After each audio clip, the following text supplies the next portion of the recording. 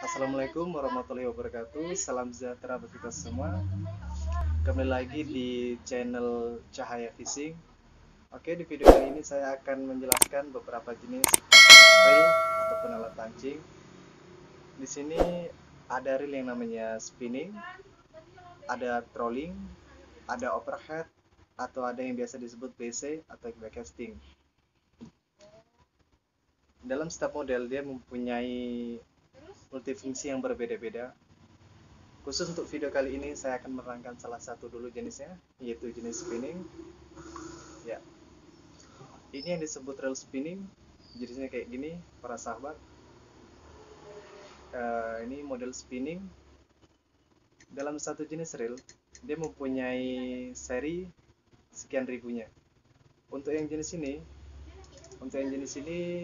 buat sampel kita ambil yang seri 3000. Sebetulnya dia mempunyai 4 seri atau 5 seri, contohnya misalkan 1000, 2000, 3000, 4000, dan 5000. Untuk yang kali ini saya membawa yang 3000 buat sampel dulu.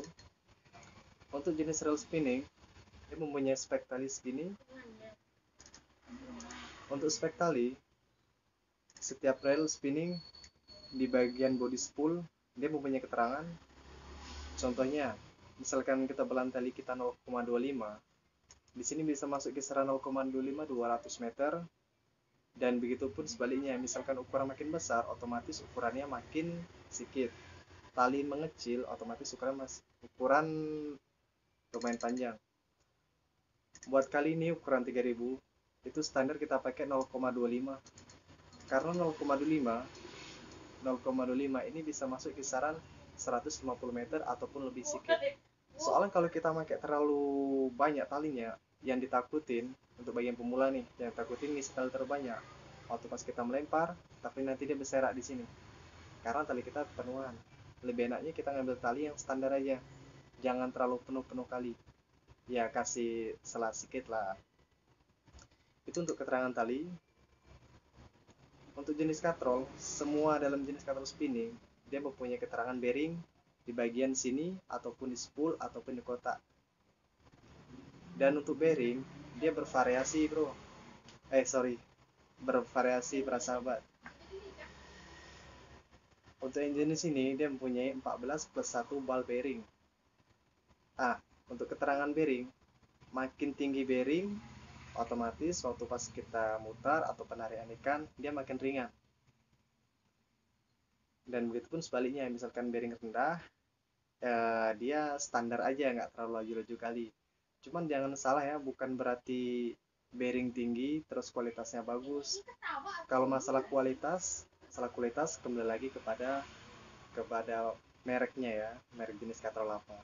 Bearing hanya untuk daya bantu angkat. Di sini dia mempunyai 14 plus 1 bearing. Ini yang paling penting buat para sahabat. Di sini dia mempunyai roller.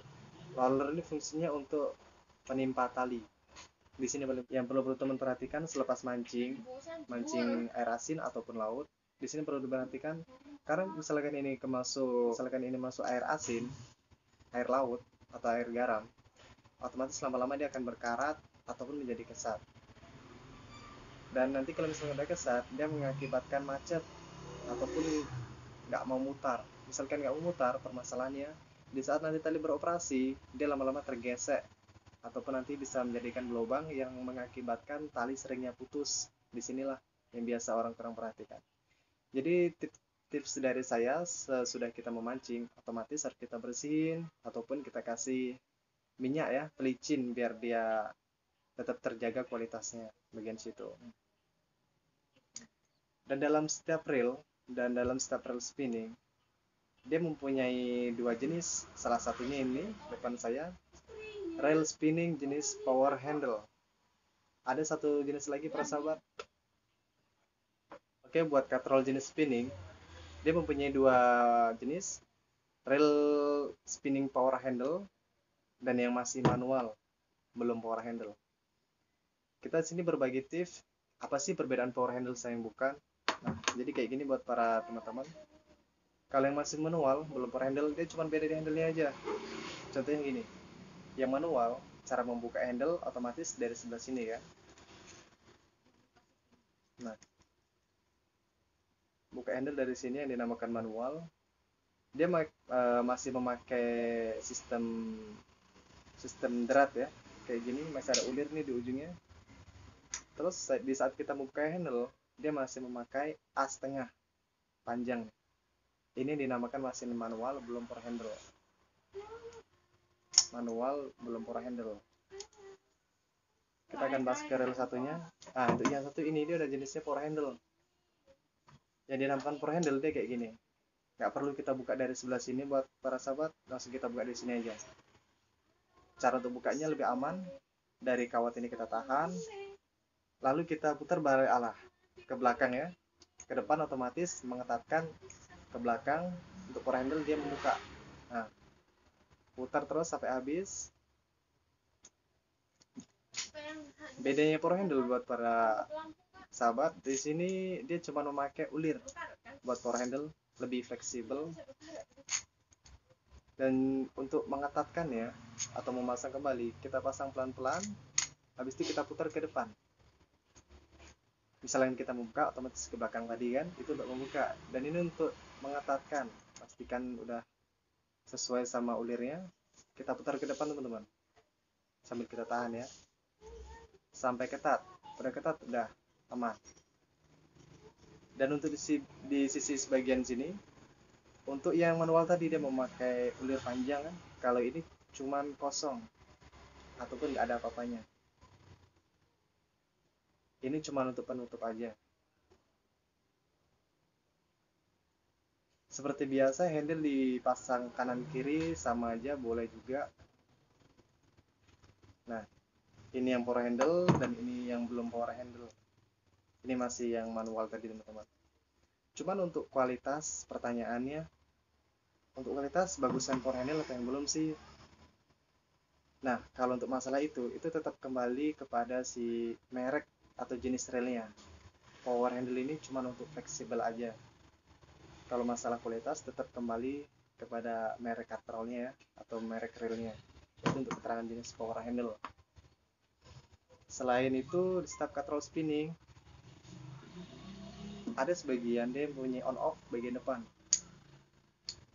Dan fungsi dari on off ini, saat kita tekan ke kanan, dia bisa ke depan, otomatis nggak bisa ke belakang karena dia udah terkunci. Bisa ke depan, nggak bisa ke belakang. Cuman sebaliknya teman-teman, misalkan kita tekan ke kiri, dia bisa ke depan dan bisa ke belakang. Itu untuk fungsi dari on off ini. On off. Kita kembali ke penjelasan lain soal kunci drag. Kunci drag ini fungsinya bisa untuk melepas spool atau bodi bisa kita membersihkan dalamnya. Cukup kita putar sampai secukupnya, sampai dia bisa terbuka ya. Seperti ini kita putar, bisa kebuka, lalu kita buka. Fungsi dari pengunci drag atau pengunci spool yang saya sebut. Selain itu, fungsi dari ini selain untuk membuka, di sini juga berfungsi untuk menyetel drag katrol atau drag dari relay ini. Jadi waktu kita beroperasi, kita berlawanan dengan ikan, di sini ini sangatlah penting karena kuncinya di sini. Di saat kita atur standar, di saat perlawanan sama ikan, ditarik ikan misalkan, dia spool ini akan memutar. Jadi untuk kita memperlemah kekuatan dari si ikan, ini kita ketatin sedikit demi sedikit ya. Misalkan ikan masih ada perlawanan dan ini pun masih memutar, kita ketatin sedikit lagi. Otomatis semakin kita ketatin, putarannya makin melambat, makin memberat, dan ikan pun narik makin berat kan. Otomatis di situ untuk tenaga ikan otomatis lama-lama melemah atau berkurang. Nah, makanya kita bermain dari sini kalau memancingnya, dari pengunci spool. Ini sangatlah penting, biasa kita coba di sini untuk mengatur perlawanan dari ikan. Misalnya teman-teman nggak mau ribet nih, mau teman-teman ketatin, itu boleh juga teman-teman ketatin gini kan. Jadi kita nggak payah langsung ketatin ini, kita nggak payah langsung aja kan, kita gas. Cuman yang ditakutin teman-teman, misalkan kita langsung kunci sampai ketat habis, ini nggak bisa muter. Yang ditakutin saat ada perlawanan ikan, sentaan dari ikan, otomatis yang ditakutin talinya akan putus. Otomatis ini udah nggak bisa terkontrol kan, ini udah mati, drag mati saat ikan narik, itu yang akan terjadi putus, yang biasa terjadi talinya. Tapi kalau teman-teman ini setel standar, jangan di drag mati, jangan diketatin habis, dibikin standar aja, otomatis di saat ikan ada sambaran ikan ataupun ikan menyentak, di sini terkontrol, tali pun akan beroperasi dengan enak gitu, tanpa tegangan penuh kan. Di saat ikan nyentak di sini otomatis ini akan membantu mutar gitu kan, dari 10 akan membantu mutar kan. Jadi untuk tekanan tali sangatlah aman karena nggak ada sentaan sama sekali ya. Di saat pas ada sambaran ikan, otomatis di sini dia akan membantu memutar. Nah, otomatis 10 bunyi langsung kita bantu ketatin secara perlahan-lahan. Beda yang sama tadi, misalkan dari sahabat ketatin, otomatis ini udah nggak memutar. Saat ikan pas nyentak, otomatis tali langsung putus. Itu yang sering terjadi di saat terkena sambaran besar. Lebih bagus ini dibikin standar, jangan terlalu ketatin dulu. Kita boleh ketatin kalau misalnya tenaga ikan udah habis, udah melemah, baru kita ketatin ya oke. Cuman untuk tips saya, dibikin standar itu lebih bagus karena lebih aman untuk menjaga semuanya, dari talinya pun iya, dari katrolnya pun iya. Oh iya, buat para sahabat hampir lupa, jangan lupa di subscribe, like, dan komen ya, karena kebaikan dari kalian ya yang terus membantu saya untuk terus berkarya. Saya ucapkan beribu-ribu terima kasih buat para sahabat semua yang sudah menonton video ini. Jangan lupa di subscribe, like, dan komen. Oh iya, buat bagi para sahabat semua, misalkan ada yang ingin ditanyakan soal seliputan alat pancing, bisa di komen di bawah. Kemungkinan di lain waktu bisa kita bahas di video berikutnya. Terima kasih dari saya. Wassalamualaikum warahmatullahi wabarakatuh. Salam sejahtera.